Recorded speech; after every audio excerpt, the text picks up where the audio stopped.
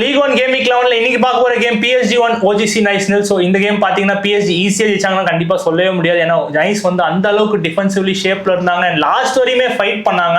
PSG-யால அவங்க என்னெல்லாம் ட்ரை பண்ண முடியுமோ ட்ரை பண்ணாங்க. 76% பொசிஷன் வச்சிருந்தாங்க, பாசிங் அவ்வளோ பண்ணியிருப்பாங்க அண்ட் ஷாட்ஸ் 28 ஷாட்ஸ் வச்சிருப்பாங்க. மாத்தி மாத்தி அடிச்சாலுமே அவங்க வந்து கீப்பரும் நல்லா பண்ணாரு, அவங்க டிஃபென்சிவ் யூனிட்டாவே நல்லா ஆடினாங்க. ஸோ இந்த கேம் அவையில எப்படியாவது 1 பாயிண்ட் எடுத்துட்டு போயிடலான்ற ஒரு எண்ணத்துல தான் இருந்தாங்க.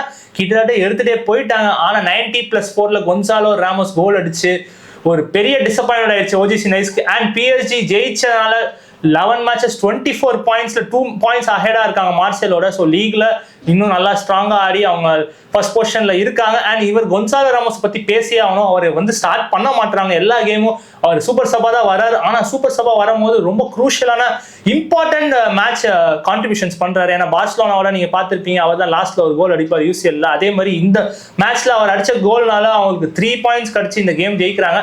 அண்ட் நெக்ஸ்ட் கேம் வந்து அவங்களுக்கு UCL ஒரு ரொம்ப ரொம்ப குரூஷியலான game against Bayern Munich, who is 15 match winning ஸ்ட்ரீக்ல இருக்காங்க.